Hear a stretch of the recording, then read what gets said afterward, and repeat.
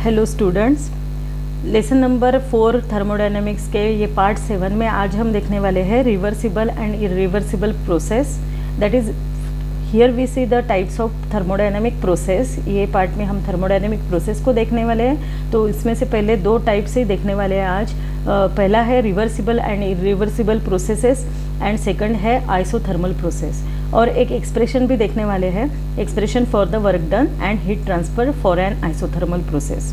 ठीक है, लास्ट जो पार्ट 6 में हमने देखा था कि what is quasi static processes, ये भी देखा था। और when we add heat to the system then there is expansion of gas, isothermal expansion of gas भी देखा था and uncontrolled free expansion of gas भी लास्ट हमने लेक्चर में देखा हुआ है। ठीक है, तो आज हम डिटेल में थर्मोडायनेमिक प्रोसेस यानी फर्स्ट प्रोसेस देखने वाले, reversible irreversible process and then we see the isothermal process. तो स्टार्ट करते हैं। तो यहाँ पे पहले तो थर्मोडायनेमिक प्रोसेसेस क्या है वो देखेंगे। तो here we consider state variables. अब स्टेट वेरिएबल्स कौन से हैं आपको मालूम है कि pressure P, volume V, temperature T and density रो।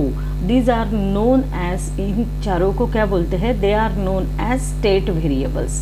ठीक है, अगर सपोज करो कि इफ कुछ प्रोसेस में अगर 2 और 2 से ज़्यादा यानी 2 और मोर देन 2 और मोर देन 2 और 2 से ज़्यादा अगर ये स्टेट वेरिएबल चेंज होते हैं, there is change in the state variables in some process, then that process is known as thermodynamic process or that change is known as thermodynamic change। ठीक है, अगर ये कोई भी वेरिएबल में 2 और 2 से ज़्यादा वेरिएबल में अगर सपोज देयर इज चेंज होता है कोई भी प्रोसेस में, then we say that process is known as thermodynamic process. ठीक है, उसको क्या बोलेंगे, थर्मोडायनेमिक प्रोसेस, और वो चेंज को क्या बोलेंगे, थर्मोडायनेमिक चेंज। ठीक है, तो यहाँ पे यही दिया है, अ प्रोसेस बाय विच 2 और मोर स्टेट वेरिएबल्स, ये इंपॉर्टेंट है, क्या चेंज हो रहा है, स्टेट वेरिएबल्स चेंज हो रहे हैं 2 और 2 से ज़्यादा। ठीक है, स्टेट वेरिएबल चेंज होते हैं तो can be change is called a thermodynamic process और ए थर्मोडायनेमिक चेंज। ठीक है, तो अब ये जो थर्मोडायनेमिक प्रोसेस है वो कैसे है, कितने ग्रुप्स में है, उसको देखना है। What is the classification of thermodynamic process. तो नेक्स्ट हम देखने वाले हैं कि क्लासिफिकेशन ऑफ थर्मोडायनेमिक प्रोसेस। ये लेसन में हमको ये 7 के 7 प्रोसेसेस देखनी है। तो फर्स्ट अभी तो ये लेक्चर में हम सिर्फ 2 ही देखेंगे, पहले 2 देखेंगे। ठीक है, तो कौन सी 7 है देखो। First one is reversible and irreversible processes, second one is isothermal process, third one is isobaric process, then fourth one is isochoric process, fifth one is adiabatic process and six one is cyclic process and last one is free expansion. ठीक है, ये 7 processes हमको ये lesson में देखना है, पर ये लेक्चर में आज हम सिर्फ 2 को ही डिस्कस करेंगे। First is reversible and irreversible processes and second one is isothermal process. तो चलो स्टार्ट करते हैं। फर्स्ट प्रोसेस है रिवर्सिबल एंड इरिवर्सिबल प्रोसेस। उसमें से फर्स्ट ही देखेंगे पहले, रिवर्सिबल प्रोसेस मीन्स क्या है उसको ही पहले देखेंगे। तो रिवर्सिबल प्रोसेस यानी क्या है, इसको देखते हैं। तो इन रिवर्सिबल प्रोसेस में क्या होता है, देखो कि suppose this is the initial state of the body. अगर सपोज इनिशियली बॉडी ये स्टेट में है तो this is known as initial state. Suppose करो इनिशियल स्टेट है, ठीक है। After some time, after the processes, then जो सिस्टम है reach to its final state. Suppose this is the final state of the system, ये है final state. ठीक है, initial to final state change हो रही है। और क्या होता है कि फिर से ये अगर वापस अपने इनिशियल स्टेट में अगर चेंज होती है, यानी फाइनल स्टेट में आने के बाद में अगर फिर से ये अपने इनिशियल स्टेट अगर लेती है तो that process is known as reversible process. वो प्रोसेस को क्या बोलेंगे, it is known as reversible process. यानी क्या है कि जो ये जो थर्मोडायनेमिक प्रोसेस है it can be reversible, that is it can be again find its initial position, यानी अगेन वो इनिशियल पोजिशन पे आ जाती है, यानी वो अगेन रिस्टोर हो जाती है, यानी अगेन इनिशियल पोजीशन वो अपनी हासिल कर लेती है। तो ऐसे से प्रोसेस को क्या बोलेंगे, that is known as reversible process. ठीक है, तो यहाँ पे रिवर्सिबल प्रोसेस में हम बोल सकते हैं कि melting of ice, melting of ice, अगर सपोज करो ये आइस का पीस है, ये अगर मेल्ट हो गया तो इट बिकम्स वाटर, वाटर बन जाएगा। ठीक है, और वाटर को अगेन हम कूल कर सकते हैं और कूल होने के बाद में इट बिकम्स आइस, कहते हैं this is the reversible process. और बॉइलिंग ऑफ वाटर भी बोल सकते हैं कि बॉइलिंग ऑफ वाटर यानी ठंडा हो जाता है, बॉइल हो जाता है water, after it boiling water होने के बाद में फिर से वो ठंडा होने के बाद में, यानी इनिशियल पोजीशन थी boiling of water, boiled water था ये इसमें, और फाइनल स्टेट था उसका जब कोल्ड वाटर हो गया। ठीक है, वाटर कैसा, ये बॉइल्ड था इनिशियली और ये हो गया कूल हो गया। ठीक है, but when we given heat then it returns back to its initial state, फिर से ये इनिशियल स्टेट पे आ जाएगा। तो this type of process is known as reversible process. ऐसे प्रोसेस को क्या बोलते हैं, रिवर्सिबल प्रोसेस। यानी क्या रिवर्सिबल प्रोसेस, यानी आपको अभी समझ में आया क्या कि रिवर्सिबल प्रोसेस क्या है, it is a change that can be retrace in reverse और अपोजिट डायरेक्शन। एक ऐसा चेंज है कि फिर से वो अपना इनिशियल पोजीशन, इनिशियल स्टेट पा लेता है, रिसीव कर लेता है और गेन कर लेता है। ऐसे प्रोसेस को क्या बोलते हैं, बट कैसे, in reverse direction, in opposite direction, opposite direction में वापस आ जाता है। ठीक है, ऐसा अगर ऐसा चेंज हो रहा है, initial suppose this is initial state to final state, then system again come backs to its original यानी initial state but in opposite direction. ठीक है, अपोजिट और रिवर्स डायरेक्शन भी बोल सकते हैं। अपोजिट डायरेक्शन में वो अपना स्टेट, जो ओरिजिनल स्टेट है वो ले लेता है। ऐसे प्रोसेस को क्या बोलते हैं, it is known as reversible process. ठीक है, अब ये पाथ कैसा रहता है, ये पाथ तो सेम रहता है बट इन फॉरवर्ड डायरेक्शन पहले रहता है and then again it has a reverse direction. पहले तो फॉरवर्ड डायरेक्शन में रहता है and again it comes backs to its initial position in the reverse direction. ठीक है, तो पाथ कैसा है रिवर्सिबल प्रोसेस का, इट इज़ सेम रहेगा पाथ, यानी सेम पाथ में ये इनिशियल टू फाइनल चेंज होता है, सेम पाथ में चेंज होता है। बट अगर फिर से फाइनल स्टेट से लेकर इनिशियल स्टेट पे आना है तो वही पाथ फॉलो करेगा बट इन अपोजिट डायरेक्शन।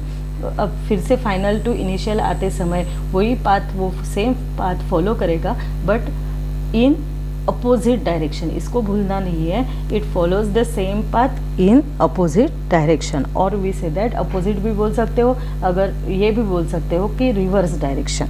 ठीक है, और ये जो रिवर्सिबल चेंज है ये कैस हो रहा है ना, ये इनिशियल टू फाइनल और अगेन फाइनल टू इनिशियल, ये जो चेंज है वो कैसा होता है, इट इज़ वेरी स्लो। कैसा चेंज है ये, वेरी स्लो चेंज है। ठीक है, और इसमें जो है कोई भी एनर्जी लॉस नहीं होती है, there is no loss of energy, इसमें लॉस ऑफ एनर्जी नहीं होती है, ये याद रखना है।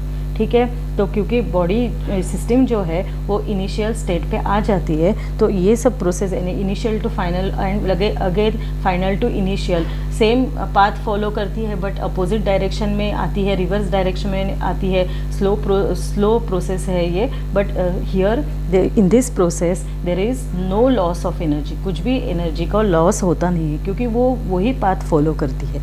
ठीक है, तो समझ में आया ये कि system comes back to its initial state after it is taken along the reverse path। यानी अगर वही सिस्टम यानी पहले ऐसी सिस्टम जा रही है, फाइनल स्टेट पे रीच हो गई है, उसके बाद में अगेन वो इनिशियल स्टेट पे आती है, it follows the same path but in reverse direction, reverse जाएगी। ठीक है, रिवर्स डायरेक्शन में जाएगी। इसीलिए this reversible process is known as ideal process. Reversible process को क्या कहा जाता है, it is known as ideal process.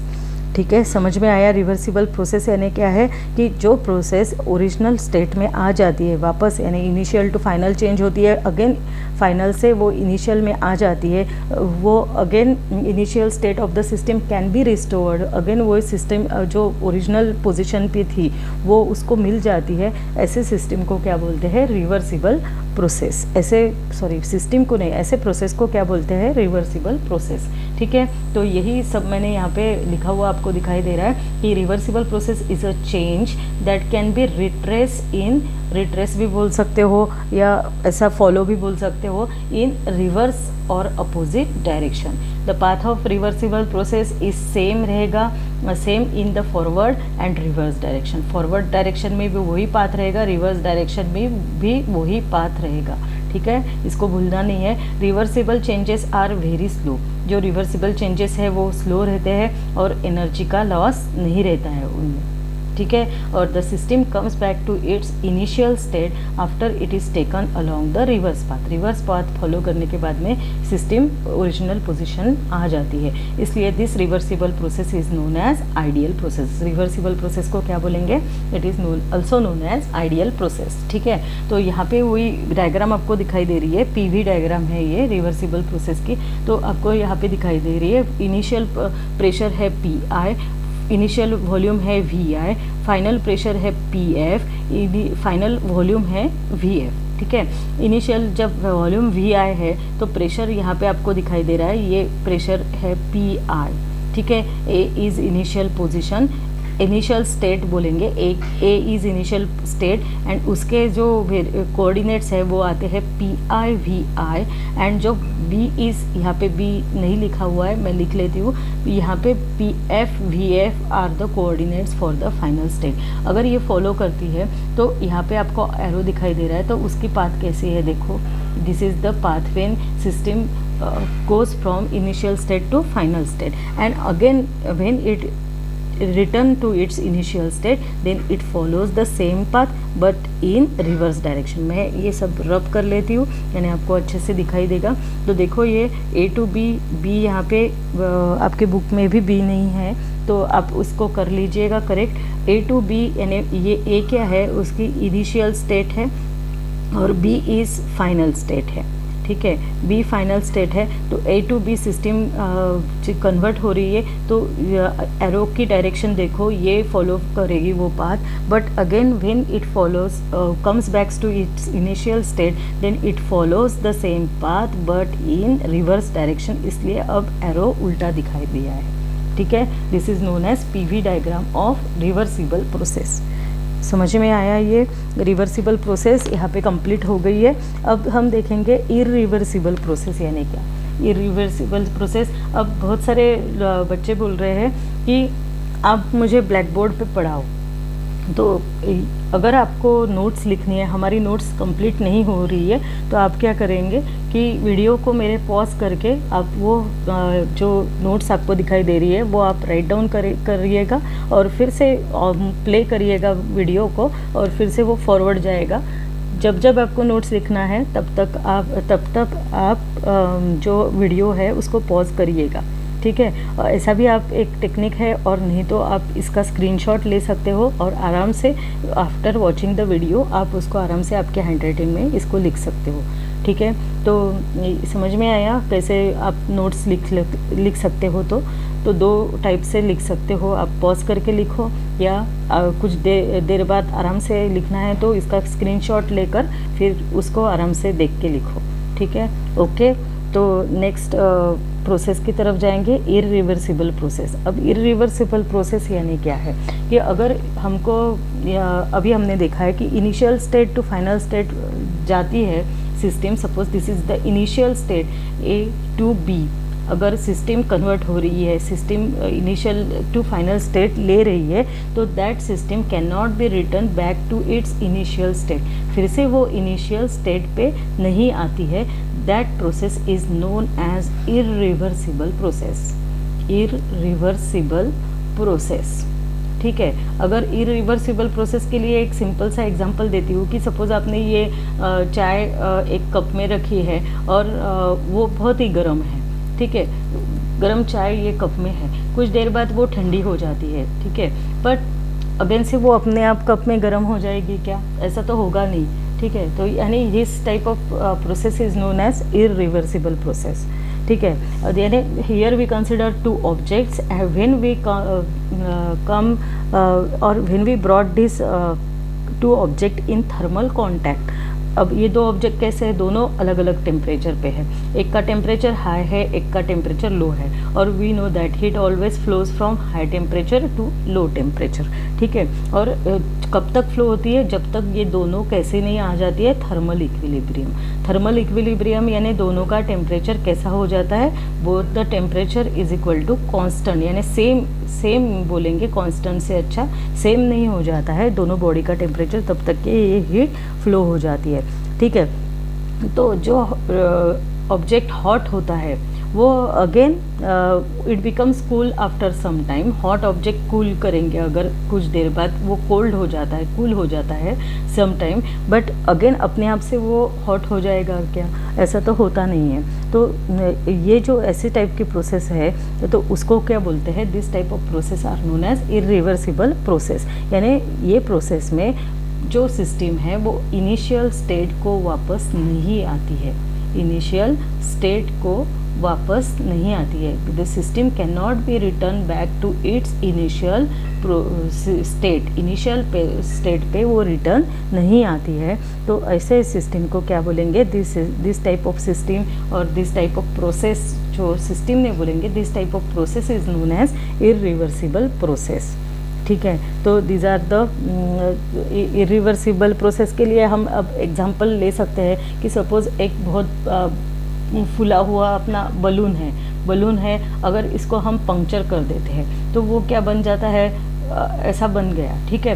Again अपने आप पंक्चर होने के बाद में अगर हम इसमें कितने भी हवा भरे तो वो फिर से ओरिजिनल स्टेट पे आ जाएगा क्या? नहीं आ सकता है, ठीक है। तो this type of process is known as irreversible process, यानी the system can not return back to its initial state, system अपने ओरिजिनल स्टेट पे नहीं आ सकती है, ठीक है। तो अब इरिवर्सिबल प्रोसेस यानी क्या है कि जो चेंज हो रहा है तो that change can not be retrace in opposite direction, यानी अपोजिट डायरेक्शन हमने जैसे रिवर्सिबल में देखा था कि इनिशियल टू फाइनल हो रहा है, ये वही पाथ से फाइनल टू इनिशियल वापस आता है। तो यहाँ पे ऐसा नहीं है, इनिशियल टू फाइनल तो होता है but it can not back to its original position, ठीक है। तो it is known as this type of process is known as irreversible process, ठीक है। इरिवर्सिबल प्रोसेस यानी क्या है कि an irreversible process is a change that can not be retrace, यानी वापस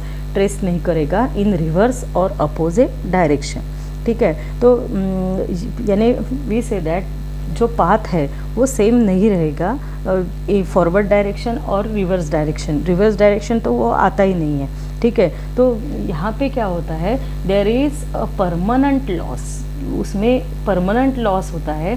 किसका परमानेंट लॉस होता है? जैसे रिवर्सिबल में मैंने बोला है there is no loss of energy, but here permanent loss of energy. Irreversible में परमानेंट लॉस ऑफ एनर्जी हो जाती है, यानी एक बार बलून अपना फूट गया उसको पंक्चर करके तो ये लॉस हो गया है, परमानेंट लॉस हो जाता है, ठीक है। किसकी वजह से लॉस होता है? तो ड्यू टू फ्रिक्शन, कभी उसमें फ्रिक्शन हो जाता है और कभी देयर आर सम डिसिपेटिव। आप ये बुक में अगर पढ़ोगे तो ये वर्ड आपको दिखाई देगा, डिसिपेटिव फोर्सेस। डिसिपेटिव फोर्सेस यानी कैसे फोर्सेस है वो मैं थोड़ा सा 1 मिनट में बताती हूँ कि ये जो फोर्सेस है वो एकदम नेचुरल फोर्सेस है और ये जो है इसमें एनर्जी लॉस्ट होती है। In due to this forces there is loss of energy, that is energy lost from a system when motion takes place. क्या लॉस्ट होती है? एनर्जी लॉस्ट होती है जब वहाँ पे मोशन होता है। तो ऐसे फोर्सेस को क्या बोलते हैं? Dissipative forces. The dissipative forces means क्या है? They are such type of forces where there is a lost of energy from a system when motion takes place. Okay, तो अगर डिसिपेटिव फोर्सेस होते हैं वहाँ पे या फ्रिक्शन होता है बॉडी मी, तो देर is a permanent loss of energy. तो आप इतना याद रखिए सिर्फ कि इरिवर्सिबल प्रोसेस में देर is a permanent loss of energy from the system. Okay, और ये जो चेंज है, change of state, it depends upon the path जो लिया है पाथ, यानी इनिशियल टू फाइनल जो पाथ वो फॉलो करेगी वो पाथ पे डिपेंड रहेगा। किसके ऊपर डिपेंड रहेगा? जो change of state it depends upon the path, path जो उसने लिया है, पाथ जो लिया है चेंज होने के लिए, इसके ऊपर डिपेंड रहेगा। ठीक है, और इरिवर्सिबल प्रोसेस ये इसलिए क्या बोला जाता है? This type of process are real process. Reversible process कैसी थी? आइडियल थी। ये टाइप ऑफ प्रोसेस क्या बोलते हैं? नेचुरल प्रोसेस है ये। तो it is known as, they are known as real process. So they are known as real process. तो जब हम कंसिडर करेंगे एकदम स्पॉन्टेनियस नेचुरल प्रोसेस, कोई भी कंसिडर करो, स्पॉन्टेनियस यानी कंटिन्यूस होने वाली या नेचुरल प्रोसेस होने वाली जो है, अगर एकदम से बहुत बड़ी कुछ यानी क्लाउड अगर ब्रेक हो गया और बहुत बड़ी बारिश आ गई है, तो जो लॉस होता है वो अगेन तो अच्छा नहीं हो जाएगा ना। तो होता है, बहुत साल लगता है, बट वहाँ पे जो हानि हो गई है वो तो अपने को फिर से ओरिजिनल कंडीशन पे नहीं मिलता है।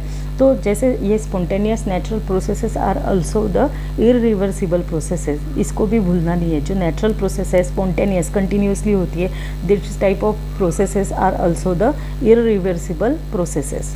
ठीक है, तो समझ में आया इरिवर्सिबल प्रोसेसेस। तो ये सिर्फ एक फाइनल स्टेट पे आती है, बट फाइनल टू इनिशियल नहीं आती है, यानी एक ही डायरेक्शन में चलती है। तो so this type of process is known as unidirectional. ये टाइप जो प्रोसेस है irreversible process, they are known as unidirectional process. This type of process are known as unidirectional process. समझ में आया? तो देखो अपने notes की तरफ जाते हैं। इरिवर्सिबल प्रोसेस आपको दिखाई दे रहा है, and irreversible process is a change that can not be retrace, यानी अगेन रिस्टोर भी बोल सकते हो, इन रिवर्स और अपोजिट डायरेक्शन। नॉट होता नहीं है, इनिशियल पोजीशन उसको मिलती नहीं है। ठीक है, और the path of an irreversible process is not same, path same नहीं रहता है। ठीक है, in forward and reverse direction, ये मैंने सब बताया हुआ है, एक बार मैं रीड करके बताती हूँ, यानी आपको इजी जाएगा। तो अब इरिवर्सिबल प्रोसेस में क्या होता है? There is a permanent loss of energy from the system due to friction और डिसिपेटिव फोर्सेस। डिसिपेटिव फोर्सेस मैंने बताया है, डिसिपेटिव फोर्सेस मीन्स ऐसे फोर्सेस है कि there is a loss of energy from the system, loss of energy from the system when there is a motion. अगर उसमें motion है तो एनर्जी लॉस होती है। ठीक है, अगर ऐसे फोर्सेस अगर एक्ट हो रहे हैं तो परमानेंट लॉस होगा एनर्जी का। ठीक है, तो इरिवर्सिबल में लॉस होता है और रिवर्सिबल में लॉस होता नहीं है। डिस्टिंग्विश पूछ सकते हैं, तो डिस्टिंग्विश में पहला पॉइंट दोनों का सेम ही है। ये आप डिस्टिंग्विश जैसे भी लिख सकते हो इसको, आप आपके नोटबुक में ऐसे ही लिखिए, रिवर्सिबल एक कॉलम बनाओ, इरिवर्सिबल बनाओ, फर्स्ट पॉइंट दोनों के लिखो। वहाँ पे चेंज होता है और रिगेन भी होता है, यानी ओरिजिनल स्टेट में आ जाती है। तो यहाँ पे इरिवर्सिबल में हमने देखा है कि there is a change and that can not be retrace in reverse and opposite direction.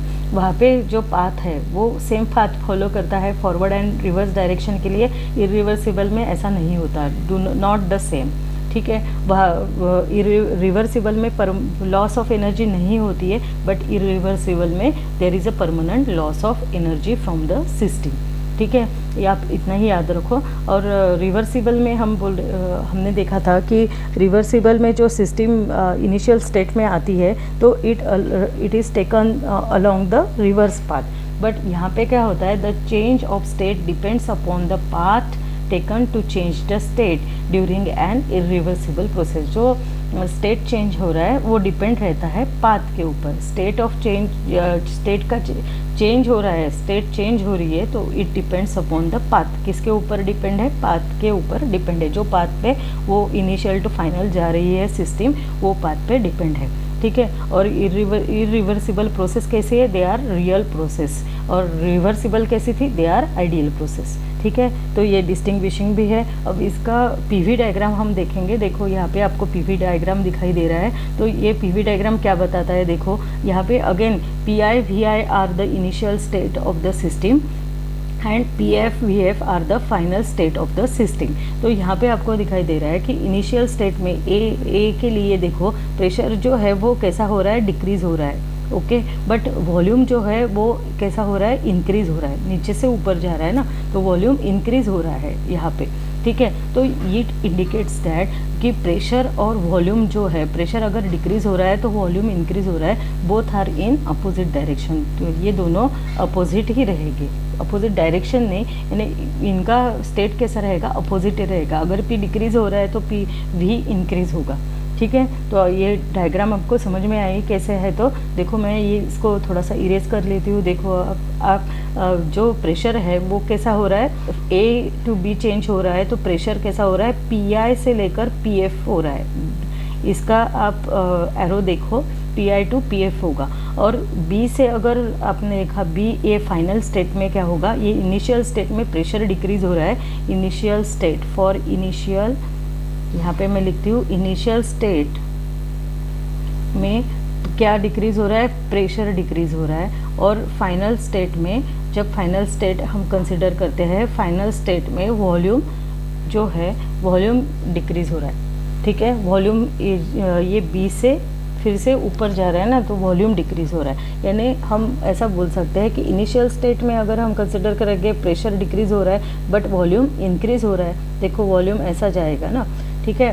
तो यानी P और V कैसे रहेंगे, दोनों अपोजिट डायरेक्शन में रहेंगे, इसको भूलना नहीं है, ठीक है। तो all spontaneous natural processes are irreversible. जो भी स्पॉन्टेनियस यानी कंटिन्यूस होने वाली नेचुरल प्रोसेस है, जैसे मैंने आपको बलून का एग्जांपल दिया है, तो ये क्या है, सब इरिवर्सिबल प्रोसेसेस है।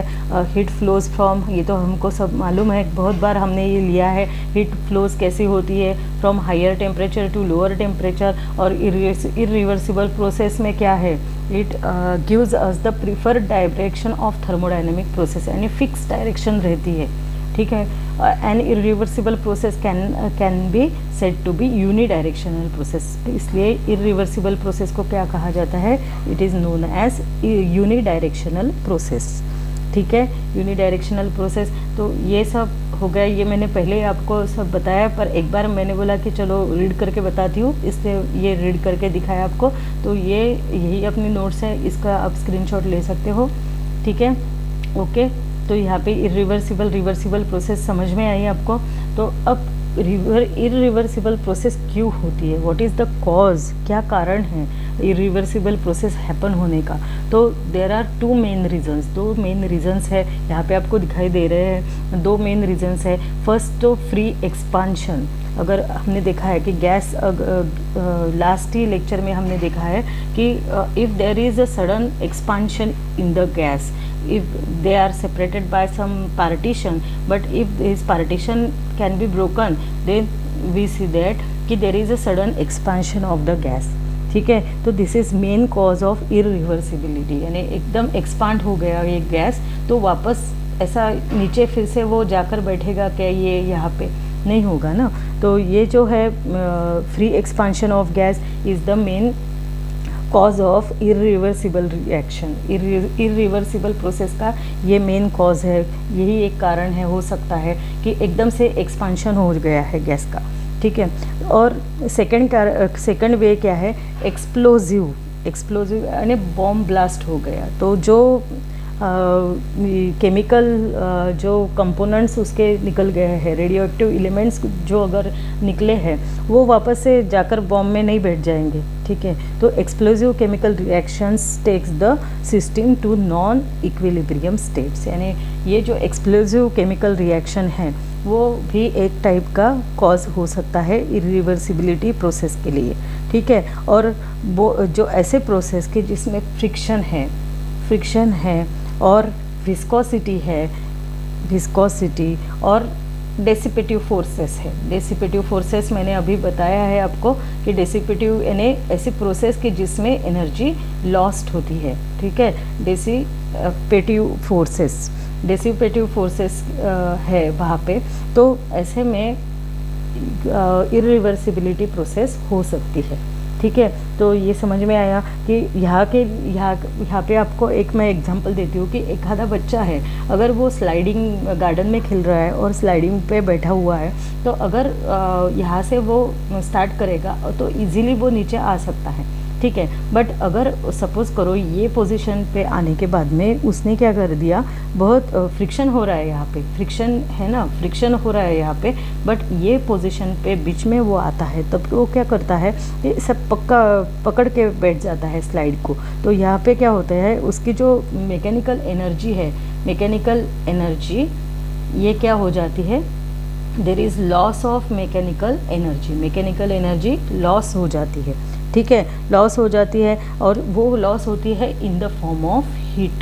ठीक है, लॉस होती है, बट किसके फॉर्म में लॉस होती है, इन the form of heat loss होती है। ठीक है, और देयर इज़ डिसिपेटिव फोर्सेस भी रहते हैं, एनर्जी लॉस्ट हो जाती है, और इसलिए फिर यहाँ पे जो प्रोसेस होती है वो कैसी होती है, इरिवर्सिबल प्रोसेस होती है। ठीक है, तो यहाँ पे कॉज ऑफ इरिवर्सिबिलिटी आपको समझ में आया। First one is many process such as a free expansion of gas बोल सकते हैं, और an explosive chemical reaction takes the system to non equilibrium state. Non equilibrium यानी कांस्टेंट टेम्परेचर नहीं है दो सिस्टम में का। ठीक है, most processes involve friction, viscosity और some other dissipative forces. This is the cause of, क्या कारण है, इरिवर्सिबिलिटी प्रोसेस हो रही है तो क्या कारण है उसका, तो क्या रीज़न है, तो ये दो रीज़न है। ठीक है, तो समझ में आया। तो ये आप लिख सकते हो, ऐसे शॉर्टली लिख सकते हो, आ सकता है what is the cause of irreversibility, तो ये दो पॉइंट्स आपको लिखने पड़ेंगे। ठीक है, उसके बाद में हम एक ऐसा अजम्पशन देखते हैं, जो थर्मोडायनेमिक प्रोसेस हो रही है तो क्या अजम्पशंस हमको करने चाहिए, क्या अज्यूम करना चाहिए। ठीक है, तो वो देखते हैं नेक्स्ट पॉइंट। तो यहाँ पे इम्पोर्टेंट पॉइंट मैंने पहले ही समझा दिया है आपको, एक बार आप ये पढ़ लीजिएगा कि all spontaneous natural processes are irreversible है, heat always flows from higher temperature to lower temperature, ये भी हमारा बहुत बार हुआ है, और irreversible process gives us the preferred direction for a thermodynamic process. Hence irreversible process को क्या कहा जाता है, यूनिडायरेक्शनल, यानी एक ही डायरेक्शन में जाने वाली, यूनिडायरेक्शनल। ठीक है, ये पॉइंट्स मैंने पहले लिए हैं। ओके, ये इंपॉर्टेंट पॉइंट्स है, इसको भूलना नहीं है, एमसीक्यू के लिए इम्पोर्टेंट है। ठीक है, तो उसके बाद में अजम्पशंस मैंने जैसे बोला था कि थर्मोडायनेमिक प्रोसेस हो रही है तो हमको क्या क्या अज्यूम करना पड़ेगा। तो यहाँ पे जो थर्मोडायनेमिक प्रोसेस है, तो मेजॉरिटी जो थर्मोडायनेमिक प्रोसेस है वो कैसी रहती है, रिवर्सिबल रहती है। तो यहाँ पे वही लिखा है फर्स्ट पॉइंट पे, ये मैं सिर्फ अभी आपको पढ़ के ही बताती हूँ, पढ़ के एक्सप्लेन करती हूँ। बहुत सारा थ्योरी है, अगर मैं हर बार ब्लैक बोर्ड पर लिख के आपको बताऊँगी तो अपना लेक्चर तो बहुत ही बड़ा हो जाएगा। तो मैं सिर्फ अभी यहाँ पे आपको समझा के देती हूँ रीड करके। Majority of thermodynamic processes we will be discussing in the following sessions are reversible। जो कुछ प्रोसेस है वो अज्यूम करेंगे या हम उसको कंसिडर करेंगे, डिस्कस करेंगे, रिवर्सिबल है। ठीक है, that is they are quasistatic in nature. हमने क्वासिस्टैटिक को लास्ट ही लेक्चर में लिया है, अब फिर से मैं इसको दोबारा नहीं लेती हूँ। ठीक है, और वो कैसी है, एक्सट्रीमली स्लो है। रिवर्सिबल तो हमने देखा ही है कि स्लो रहती है। ठीक है, और the system undergoes infinitesimal and a very small changes हो रहा है सिस्टम में at every stage except the adiabatic process. अब हम बाद में देखने वाले हैं एडियाबेटिक प्रोसेस यानी क्या, तो अभी मैं सिर्फ आप इस कंसिडर करो, फिर हम डिटेल में एडियाबेटिक प्रोसेस देखने वाले हैं। The system is therefore in thermal equilibrium during all the change. जब सब सारे चेंज हो रहे हैं तो हमको कंसिडर करना पड़ेगा, अज्यूम करेंगे हम कि सिस्टम क्या है, थर्मल इक्विलिब्रियम में है। ठीक है, और जो सिस्टम ये सब प्रोसेसेस सिस्टम में इन्वॉल्व होती है, तो जो गैस हम यूज़ करने वाले हैं वो गैस कैसा है, आइडियल गैस है। ये हमारा सेकेंड एजम्पशन है। सेकेंड एजम्पशन अब देखो, the system involve in all processes is an ideal gas. जो कुछ सिस्टम हम यहाँ पे कंसिडर करने वाले हैं वो सिस्टम यानी क्या है, आइडियल गैस है। वो इनक्लोज की गई है इन ए सिलेंडर, एंड सिलेंडर को क्या लगा हुआ है, movable frictionless and massless piston लगाया हुआ है। ठीक है, ये सिस्टम यानी क्या कंसिडर करेंगे, आइडियल गैस है। System means ideal gas consider करेंगे और ये इनक्लोज किया है एक सिलेंडर में, और सिलेंडर को क्या लगा है, movable frictionless and massless piston लगाया हुआ है। ठीक है, depending on the requirements of the process the walls of the cylinder can be good thermal conductors. ठीक है, थर्मल कंडक्टर्स यानी जो कंडक्ट करते हैं हीट को। ठीक है, ऐसे ये सिलेंडर की वॉल्स बनी हुई है। Okay, for an isothermal process के लिए हम ऐसा कंसिडर करने वाले हैं। और कैन बी थर्मली इंसुलेटिंग, एक तो ऐसा कंसिडर करेंगे गुड कंडक्टर है हीट का, नहीं तो उसको इंसुलेट करेंगे। इंसुलेट यानी insulating means heat can not be transfer from the system और heat can not be come into the system, heat आएगी भी नहीं और जाएगी भी नहीं, इसलिए इसको थर्मल इंसुलेटिंग बोलते हैं, इंसुलेशन करेंगे। ठीक है, तो एक तो ऐसा रखेंगे, नहीं तो जो वॉल्स है सिलेंडर के वो गुड कंडक्टर होंगे हीट के। ठीक है, और the ideal gas equation is applicable to the system, ideal gas equation applicable रहेगा PV is equal to nRT। ठीक है, दीज आर द अजम्पशंस, ये अजम्पशंस है made for studying various thermodynamic process. अब थर्मोडायनेमिक प्रोसेस स्टडी करते समय हम ये अजम्पशंस, 3 अजम्पशंस है, इसको मानेंगे। ठीक है, तो what are the assumptions for discussion of thermodynamic process, ऐसा भी आ सकता है क्वेश्चन। और what are the main assumptions made for studying various thermodynamic process, ऐसा क्वेश्चन आ सकता है। ये नोट्स है, आप इसका स्क्रीनशॉट ले सकते हो। ठीक है, समझ में आया। फिर तो अब हम नेक्स्ट प्रोसेस की तरफ जाते हैं। It is very important process known as isothermal process. कौन सी प्रोसेस देखने वाले हैं, आइसोथर्मल प्रोसेस को देखेंगे। आइसोथर्मल प्रोसेस, अब हमने ये भी काइनेटिक थ्योरी ऑफ गैसेस के टाइम हम बहुत बार ये इसका यानी जिक्र मैंने किया है। आइसोथर्मल, आइसो मीन्स सेम, जो बॉडीज़ आइसोथर्मल है, आइसोथर्मली ऐसा बहुत बार बोला है। आइसोथर्मल यानी constant temperature, temperature is constant. ठीक है, तो यहाँ पे क्या है, प्रेशर और वॉल्यूम जो है ये 2 स्टेट वेरिएबल में चेंज होता है। ये प्रोसेस में प्रेशर और वॉल्यूम में चेंज होता है, बट जो टेम्परेचर है ये टेम्परेचर कैसा रहता है, it is constant, temperature remains constant. Such change और such process is known as isothermal process. इसको क्या बोलेंगे, आइसोथर्मल चेंज भी बोल सकते हो या आइसोथर्मल प्रोसेस भी बोलेंगे। तो टेम्परेचर कांस्टेंट है यानी डेल्टा T कैसा हो गया, डेल्टा इंडिकेट चेंज, तो चेंज नहीं हो रहा है, टेम्परेचर कांस्टेंट है। तो अगर डेल्टा T यानी चेंज इन टेम्परेचर कैसा होगा, it is equal to 0। Delta क्या इंडिकेट करता है, चेंज इंडिकेट करता है, तो चेंज इन टेम्परेचर कैसा है, इट इज़ इक्वल टू 0। ठीक है, तो ये सब पॉसिबल कब होता है, जब सिस्टम जो है ये system is in good thermal contact. ये सिस्टम अगर गुड थर्मल कॉन्टैक्ट में है तो ही ये पॉसिबल, और किसके कॉन्टैक्ट में, विद एनवायरनमेंट।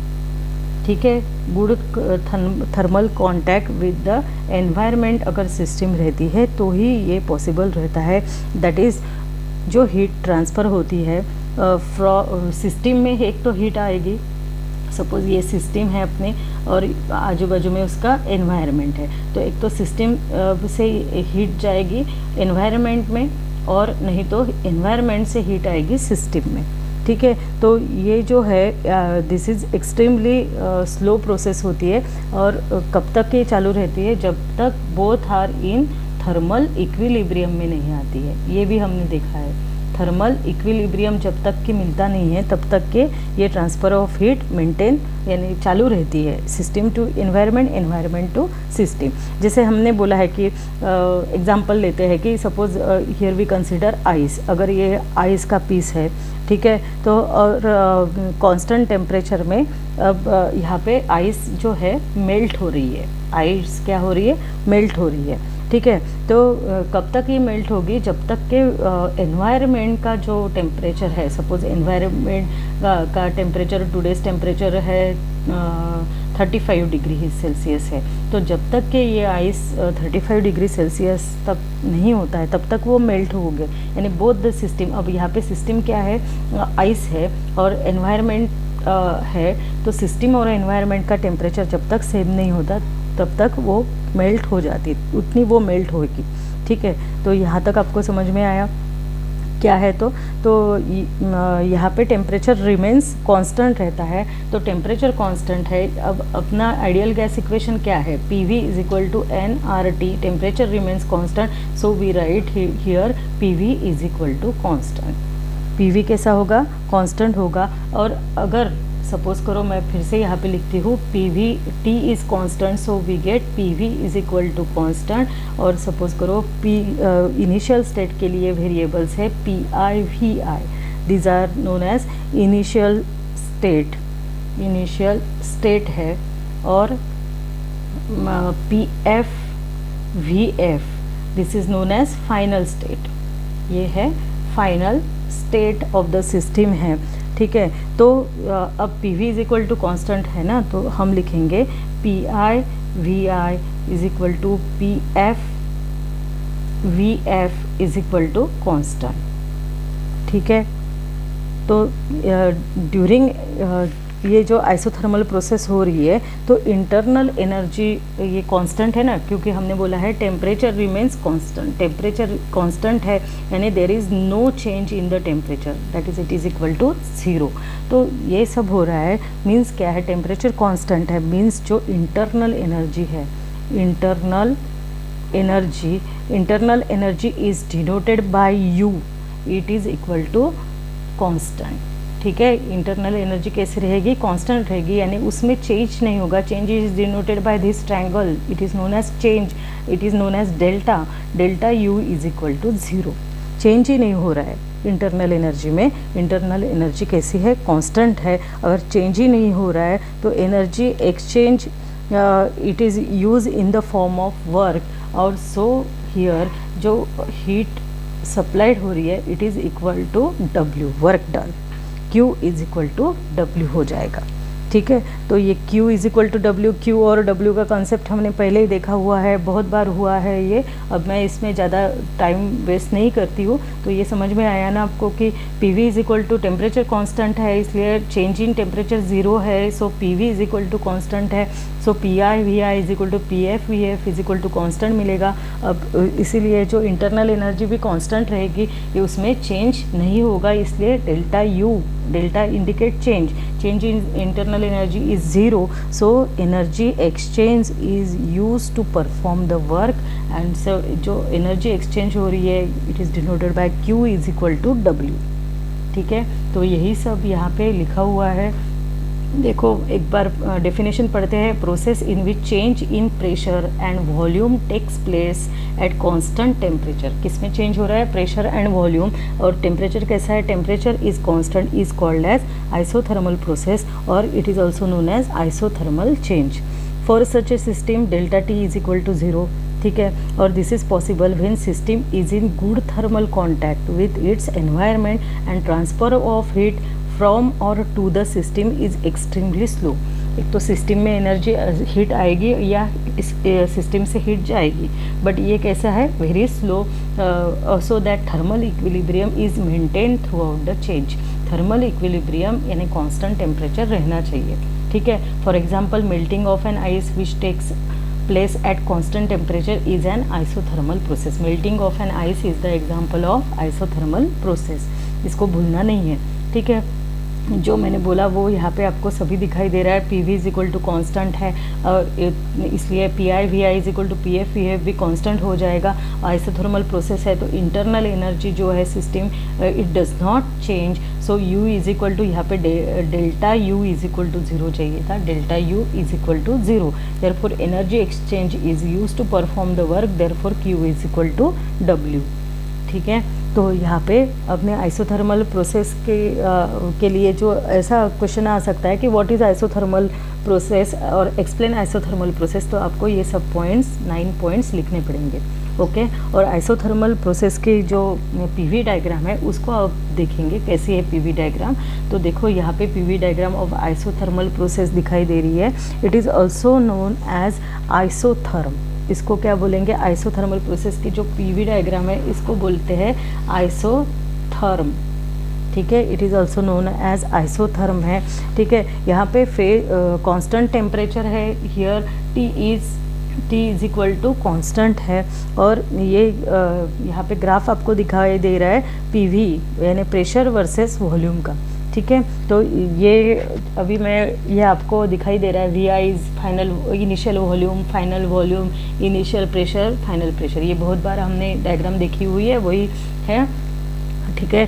तो this is also known as isotherm. Isothermal process के लिए जो पीवी डायग्राम है it is also known as isotherm, ठीक है। तो ये समझ में आई isothermal process.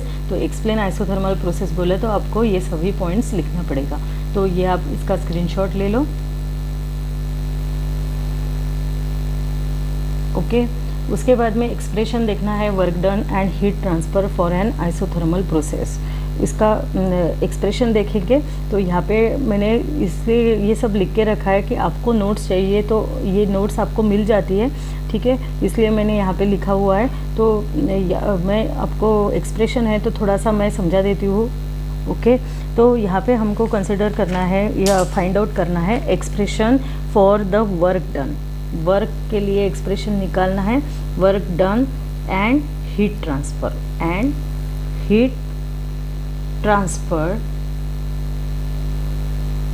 transferred for an isothermal process,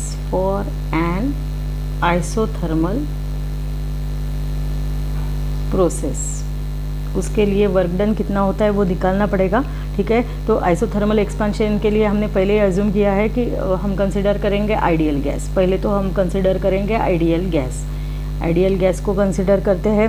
initial volume है suppose V I, final volume है उसका सपोज वी एफ, ठीक है। अब वर्क डन कैसा रहता है, हमने देखा है कि वर्क डन कैसा होता है, एकदम छोटा छोटा वर्क डन होगा। तो suppose it is D W, ये भी अपना हुआ है, it is equal to P into D V, ये भी है, हमने देखा हुआ है, ठीक है। तो अब ये ऐसे छोटे छोटे वर्क डन होंगे final volume to initial volume to final volume में पहुंचने के लिए। तो ये छोटे छोटे वर्क डन को अगर कलेक्ट करते हैं तो we write it as total work done, it is denoted by W, it is equal to, सब ये छोटे छोटे वर्क डन को ऐड करना पड़ेगा बाय द इंटीग्रेशन यानी मिक्सिंग, एडिंग कर रहे हैं। तो किसका एडिंग कर रहा है, सब स्मॉल वर्क डन का, ठीक है। और कहाँ से, जब इनिशियल वॉल्यूम था V I to final volume V F. ये डेफिनेट इंटीग्रेशन है, मैथ्स वालों को ये बहुत अच्छे से आएगा और समझ में आएगा। आप जिनका मैथ्स नहीं आई है ये कंसिडर करो कि V I is the final volume to initial volume to final volume. जब सिस्टम जाती है तो वर्क डन कैसे करती है, छोटे छोटे वर्क डन करती है डी डब्ल्यू, ठीक है। और टोटल वर्क डन कैसे होता है, सब ये छोटे वर्क डन को मिला के we get total work done capital W, ठीक है। अब आइडियल गैस इक्वेशन अपना कैसा है, P V is equal to N R T, this is our ideal gas equation. अब पी की जगह सब्सटीट्यूट कर सकते हैं हम, देखो अब ये क्या बन गया है, integral from V I to V F, D W की वैल्यू ऐड कर दो पी डी वी, ओके। अब P V is equal to क्या है, it is equal to N R T है। तो पी की वैल्यू क्या आ जाती है, पी की वैल्यू आती है N R T upon P. ये नोट्स आप वीडियो पॉज करके लिख सकते हो, ठीक है। P V is equal to N R T upon V आएगा, सॉरी यहाँ पे लिखती हूँ N R T upon V आएगा, ठीक है। ये पी की वैल्यू आएगी N R T upon V, okay. ये सब्सटीट्यूट करेंगे ये इक्वेशन में, डब्ल्यू के इक्वेशन में, W is equal to from integral V I to V F, और पी डी वी के जगह क्या आएगा फिर अभी N R T upon V आएगा, ठीक है। N R T upon V आ गया। अब एन आर और ओरिजिनल ये डी वी तो है ही, इसको डी वी को लिख लेते हैं। N R T N constant है, आर भी कॉन्स्टेंट है, universal gas constant, temperature T भी कॉन्स्टेंट हम आइसोथर्मल में रखते हैं, तो सबको बाहर निकालेंगे। N R T integration from V I to V F, V का इंटीग्रेशन है तो वी वाले ही टर्म रहेंगे 1/v डी। तो ये स्टैंडर्ड फार्मूला है, 1/v का स्टैंडर्ड फार्मूला है। वहाँ पे सिर्फ वेरिएबल मैथ्स में x लेते हैं, integral from 1/x dx is equal to क्या आता है, लॉग आता है। तो ये मैथ्स का कंफर्म यानी पक्का फार्मूला है अपना। क्या है, क्या आता है आंसर देखो, NRT।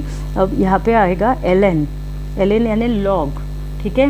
ln ऑफ 1/v यानी ln ऑफ v आएगा, और जो लिमिट्स है अपनी वो लिखेंगे vi टू vf। इंटीग्रेशन की ये जो लिमिट है इसको लिखना पड़ेगा आपको vi टू vf, ठीक है। ये आंसर आता है ये इंटीग्रेशन का। जिनका मैथ्स नहीं है वो ऐसे ही आप समझ लो, और क्योंकि बहुत डिटेल ये पढ़ना पड़ेगा आपको, ठीक है। तो अब लॉगरिदमिक, अब लॉगरिदम यानी ln आ गया है यहाँ पे, तो उसको ऐसे लिखते हैं nRT। अब डेफिनेट इंटीग्रेशन के लिए हमारा ऐसा रहता है कि अपर लिमिट माइनस लोअर लिमिट रहता है। तो अपर लिमिट यहाँ पे है ln vf, v की जगह vf डालो, ठीक है, माइनस ln vi, ठीक है। तो लॉगरिदमिक का रूल रहता है कि अगर log of x minus log of y रहता है तो it is equal to log of x upon y करना पड़ता है। माइनस रहता है तो उसको अपॉन कर सकते हैं। तो यहाँ पे आपको ऐसे ही करना पड़ेगा। देखो, तो ये रूल है, ये मैं हटा देती हूँ। अब यहाँ पे कैसा आएगा, देखो, it is equal to nRT ln of क्या आएगा, vf अपॉन vi, ठीक है। ये अपने को मिल जाता है vf अपॉन vi। यहाँ तक आपको समझ में आया क्या किया है हमने कि vi टू vf कन्वर्ट करने के लिए छोटे छोटे वर्क डन होंगे। वो छोटे छोटे work done it is note as infinitesimal, और इनफाइनाइट सिमल के हम वर्क डन यानी छोटा सा वर्क डन d से दिखाते हैं, dw is equal to p into dv, ये हो गया। देन टोटल वर्क डन कैसे है, ये छोटे छोटे वर्क डन को मिला के टोटल वर्क डन मिलेगा। और यहाँ पे लिमिट कैसी है, final volume to initial volume, ठीक है। तो dw की जगह इंसर्ट करो value p dv, okay, P D V insert कर दी। अब P V is equal to N R T अपने पास में ये इक्वेशन है, उस पर से पी की वैल्यू कैसे आती है, P is equal to N R T upon V आ गई, ठीक है। डब्ल्यू में वो ऐड कर दी वैल्यू, उसके बाद में एन आर टी कॉन्स्टेंट है उसको बाहर निकाल दिया। तो ये इंटीग्रेशन का जो आंसर है वो क्या आता है, एल एन वी आता है, ठीक है। और ये जो लिमिट है वो दे दी है, V I and V F ये दोनों दे दी है। अब इसको कैसे है, डेफिनेट इंटीग्रेशन में अपर लिमिट माइनस लोअर लिमिट करते हैं। अपर लिमिट है वी एफ, ऊपर की limit upper limit V F है, और लोअर यानी नीचे की लिमिट है वी आई, ठीक है। और लॉगरिदमिक का रूल है L N X minus L N Y, अगर माइनस है तो उसको अपॉन करते हैं, डिवाइड कर देते हैं। तो एल एन कॉमन निकाला, V F upon we I, ऐसा आंसर आ गया है, ठीक है। तो यहाँ पे आपको नोट्स में वही सेम दिखाई देगा। देखो यहाँ पे W is equal to P into D V आपको दिखाई देता है, डायरेक्ट यहाँ पे मैंने लिखा है। तो यहाँ पे एक चाहिए था W is equal to integration from V I to V F D W, और उसके बाद में ये आता है, बुक में डायरेक्ट दिया है इसलिए मैंने भी यहाँ पे डायरेक्ट लिखा था। आप ये स्टेप लिख लो यहाँ पे, ठीक है। वहाँ यहाँ पे भी ऐसे ही है, P V is equal to N R T को कंसिडर करेंगे, P V is equal to N R T. So जो पी की वैल्यू है वो निकालेंगे। मैं यहाँ पे लिख लेती हूँ, पी की वैल्यू क्या आ जाती है, N R T upon V आ जाती है। तो वो यहाँ पे सब्सटीट्यूट की है डब्ल्यू में। सो वी गेट, यहाँ पे we get N R T. अब 1/v का इंटीग्रेशन क्या आता है, ln v आता है, और लिमिट देते हैं V I to V F. फिर कैसा निकालते हैं, upper limit minus lower limit. तो we get N R T, upper limit is ln V F minus ln V I, ऐसा आ जाता है। और लॉगरिदमिक रूल के अनुसार ln सब्सट्रैक्शन है वहाँ पे, तो यहाँ पे क्या होता, अपॉन हो जाता है वी आई, ठीक है। तो ये अपनी नोट्स है, आप इसको लिख सकते हो। तो अब यहाँ तक हम पहुँच गए हैं। तो इसके बाद में हम कंसिडर करेंगे कि ये आइडियल गैस है, ठीक है। और आइडियल गैस के लिए जो इंटरनल एनर्जी है वो डिपेंड रहती है टेम्परेचर के लिए। और हमने अभी देखा कि internal energy is constant, so there is no change in the internal energy, so internal energy is zero, and temperature is constant, there is no change in the temperature, it is equal to zero, ठीक है। ये है, दोनों भी हमने देखा हुआ है, ठीक है। तो फर्स्ट लॉ ऑफ थर्मोडायनेमिक्स के अनुसार जो हीट है वो it is equal to work done, that is Q is equal to W रहता है according to first law of thermodynamics. So Q is equal to W, और W की वैल्यू हमने निकाली है nRT ln VF upon VI। तो यहाँ पे हम बोल सकते हैं कि जो हीट ट्रांसफ़र हो रही है हीट, क्यू क्या इंडिकेट करती है, heat transfer, it is converted into, heat जो ट्रांसफ़र हो रही है it is converted into work done. किस में कन्वर्ट हो रही है, वर्क डन में कन्वर्ट हो रही है। वर्क डन क्या हो रहा है, it is the expansion of gas. Work done यानी क्या हो रहा है वहाँ पे, एक्सपांशन ऑफ गैस हो रहा है। ठीक है, समझ में आया। तो ये स्टेप यहाँ पे दिखाई दे रही है आपको, सॉरी ये स्टेप आपको यहाँ पे भी दिखाई दे रही है। देखो Q is equal to W, that is Q is equal to W is equal to NRT ln VF upon VI। ठीक है, thus the heat transfer to the gas is completely converted into work done, that is for the expansion of the gas. तो ये समझ में आया आपको, ये work done का एक्सप्रेशन। थोड़ा सा सब लेंदी हो गया है, आप थक गए होंगे, तो ये एक्सप्रेशन आप लिख लो। ओके, इम्पॉर्टेंट है, 3 मार्क्स के लिए आ सकता है। अब यहाँ पे मैं ln जो लिख रही हूँ, 1 मिनट में मैं आपको ये समझा देती हूँ कि यहाँ पे मैं जो ln लिख रही हूँ, तो ln यानी लॉग बोल रही हूँ, तो इसका मतलब क्या है, जब ln बोलते हैं, ln ऑफ x ऐसा बोलते हैं, तो यहाँ पे बेस जो रहता है e रहता है, और एक जो log बोलते हैं, log ऑफ x बोलते हैं, तब बेस क्या रहता है, 10 रहता है। अगर सपोज़ आपको e एक्सपोनेंशियल फॉर्म है, e is known as exponential form, तो अगर इसको कन्वर्ट करना है, इसमें जो हम लॉग बुक यूज़ करते हैं उसके बेस क्या रहते हैं, 10 रहता है। मैं आगे का वीडियो ये लेसन होने के बाद में लॉग टेबल्स पे लेने वाली हूँ, तब आपका ये सब कंसेप्ट क्लियर हो जाएगा। तो if we have to convert log to the base e से लॉग टू द बेस 10 अगर कन्वर्ट करना है, तो ये फॉर्मूला आप याद रखिएगा कि ln x is equal to 2.303 log of x to the base 10।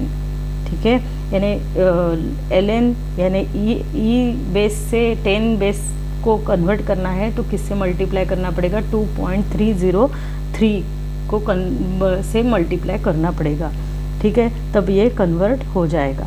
ठीक है, तो अभी हमने W का एक्सप्रेशन निकाला, W is equal to NRT ln VF upon VI निकाला।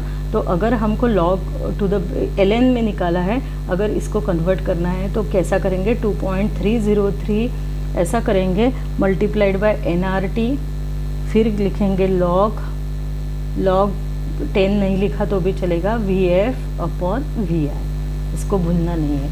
ठीक है, तो ये फॉर्मूला याद रखना है कि ln x is equal to 2.303 log of x to the base 10। Okay, तो किससे मल्टीप्लाई करना है, 2.303 को मल्टीप्लाई करना है। ठीक है, तो ये समझ में आया, ये आपको दिखाई दे रहा है सब। तो अब यहाँ पे आपको बुक में एग्जांपल दिया है, वो एग्जांपल 2 मिनट में लेते हैं। देखो, 0.5 mole of gas at temperature 300 kelvin. Gas 0.5 मोल यानी n की वैल्यू दी है, यहाँ पे n की वैल्यू कितना दी है, 0.5 मोल दी है। ठीक है, नेक्स्ट क्या बोला है, देखो, at temperature 300 kelvin, temperature kelvin में ही है, टेम्परेचर को कन्वर्ट करने की आवश्यकता ही नहीं। T is equal to 300 kelvin दिया है temperature, then expands isothermally from an initial volume, expand हो रहा है आइसोथर्मली, इनिशियल वॉल्यूम दिया है, initial volume is denoted by VI, it is 2.0 litre. ठीक है, ये दिया है। To final volume is VF, it is equal to 6.0 litre. ठीक है, what is the work done by the gas, तो W निकालना पड़ेगा, R की वैल्यू दी है यहाँ पे, तो W का अभी हमने फॉर्मूला देखा है, वही फॉर्मूला यूज़ करना है। W is equal to NRT ln VF upon VI, ये यूज़ करना पड़ेगा। अब वैल्यू डालते हैं, n की वैल्यू 0.5, R की वैल्यू दी है ऊपर 8.31, T की वैल्यू है 300 और ln VF की वैल्यू है 6 litre upon VI is 2 litre. अगर इसको कैलकुलेट करेंगे तो आंसर आ जाएगा 1.369 किलो जूल। ठीक है, बी में देखो क्या पूछा है, how much heat is supplied to the gas, कितनी हीट सप्लाई करेंगे, तो अकॉर्डिंग टू फर्स्ट लॉ के अनुसार, फर्स्ट लॉ ऑफ थर्मोडायनेमिक्स के अनुसार जितनी हीट सप्लाई करते हैं उतनी हीट किसके लिए यूज़ होती है, फॉर द वर्क डन। ठीक है, तो वर्क डन यहाँ पे निकाला है 1.369, तो हीट सप्लाइड कितना होगा, वो भी उतनी रहेगी 1.369 kilo joule. This is our final answer. ठीक है, समझ में आया ये फिर? तो ओके, आज हमने ये बहुत सारा देखा है, तो आज के दिन इतना ही लेते हैं। अगले बार फिर से मिलेंगे आइसोबारिक प्रोसेस के लिए। तब तक के लिए अब इसको राइट डाउन करो और इसके ऊपर के एमसीक्यू को सॉल्व करो। ओके, ठीक है, फिर आज के दिन इतना ही। Okay then, bye, have a good day.